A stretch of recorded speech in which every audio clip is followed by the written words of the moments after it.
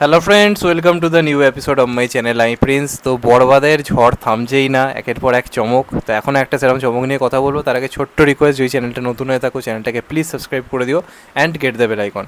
তো মূলত বরবাদের যে কটা গান এখন অবধি এসছে প্রত্যেকটা গানই আমার খুব ভালো লেগেছে। দ্বিধা গানটা বলি বা নিঃশ্বাস গানটা তো টপ নচ লেগেছে, আর যে আইটেম সংটা এসছে ওটাও তো মারাত্মক লেগেছে, এই নিয়ে কোনো সন্দেহ নেই। তো অ্যালবাম হিসেবে বরবাদ অলরেডি আমার মনে অন্ততপক্ষে তো ভালো রকমভাবে জায়গা করে নিয়েছে।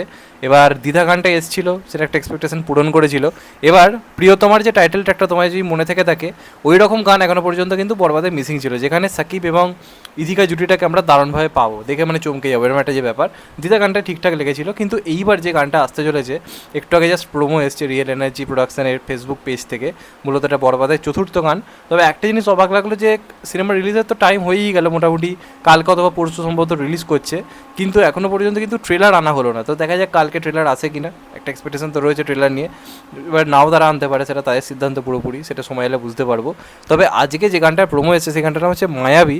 এই গানটা ভাই মারাত্মক লেভেলের হিট হতে চলেছে, গানটা আগুন লাগিয়ে দিতে চলেছে, মানে ভয়ঙ্কর রকমের হিট। আই থিঙ্ক কালকে হয়তো গানটা রিলিজ করবে, এখনও পর্যন্ত প্রোমো এসছে। কিন্তু এটা সবথেকে বড় চমক, যেটা দেখে আমি খুব অবাক হয়েছি। আমাদের ইন্ডিয়া থেকে তো অনেকেই কাজ করছে, যিশু সেনগুপ্ত রয়েছে, ইদিকা রয়েছে, সেগুলোতে একটা ব্যাপার গেল। এবার তারা কিন্তু মিউজিক ডিপার্টমেন্টেও শুধু কিন্তু বাংলাদেশের ওপরে ভরসা করেনি, এবার বাংলা থেকে কিন্তু মিউজিক ডিরেক্টর নিয়ে গেছে, এবং সেটা কে? এই মুহূর্তে আমাদের এবার বাংলা সব থেকে হিট মিউজিক ডিরেক্টর যাকে বলা যেতে পারে, যার গান রেকর্ড ব্রেকিং হিট হয়েছে, এবং সেটা হচ্ছে রথিজিৎ দা। কিশোরী কিশোরী কিশোরী গানটা নিশ্চয়ই তোমরা ভোলেনি, এবং বাংলাদেশেও চরম লেভেলের হিট হয়েছে গানটা, খাদানের যে গানটা কিশোরী, যেখানে আমরা দেব ইদিকা জুটির রোম্যান্স দেখতে পেয়েছিলাম। তো গানটা ভয়ঙ্কর রকমের হিট হয়েছিল, রথিজিৎ মারাত্মক মিউজিক দিয়েছিল। তো এবার কিন্তু এই গানটাতেও কিন্তু আমরা রথিজিৎদার মিউজিক পেতে চলেছি। অন্ততপক্ষে তো যে সমস্ত নাম মেনশন দেখলাম সেখানে রথিজিৎ নামটা লেখা রয়েছে, তারপরে আমরা আশা করতে পারি যে রথিজিৎদার মিউজিকই হতে চলেছে এই গানটাতে। তো গানটা কিন্তু বিরাট ভালো কিছু একটা হতে পারে। এমনিতে গানটার যে লুক অ্যান্ড ফিলটা দিয়েছে, ভালো রকম টাকা খরচ করেছে গানটাতে। সাকিব খান এবং ইদিকাকে যা লাগছে, তাদের যে ড্রেসিং সেন্স যেরকমভাবে রাখা হয়েছে গানটার মধ্যে, কোথাও গিয়ে সেই শাহরুখ খানের যে রাইজে গানটা ছিল, জালিমা বলে যে গানটা ছিল, সেটার কথা কিন্তু কোথাও গিয়ে মনে করিয়ে দিচ্ছে অন্ততপক্ষে। তো আমার মনে হয় গানটা কিন্তু দারুণ একটা গান হতে চলেছে, অন্ততপক্ষে প্রোমো দেখে তো তাই মনে হলো।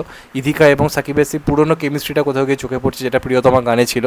আমার জন্য গানটার প্রোমোটা বেশ ওয়ার্ক করেছে। এবার পুরো গানটা এলে কোথাও গিয়ে বোঝা যাবে, এবং অ্যালবাম হিসেবে কিন্তু ভালো একটা অ্যালবাম হয়েছে বরবাদ। এবার শুধুমাত্র সিনেমাটা বক্স অফিসে আসার অপেক্ষা।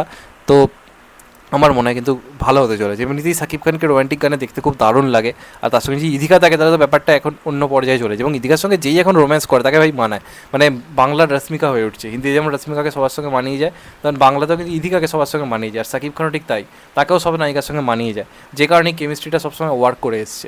তার সঙ্গে সঙ্গে কিশোরী টিম এই গানটায় ওয়ার্ক করেছে, সেই যে কারণে আমাদের এখানকার দর্শকের একটা এক্সাইটমেন্ট তো থাকবে।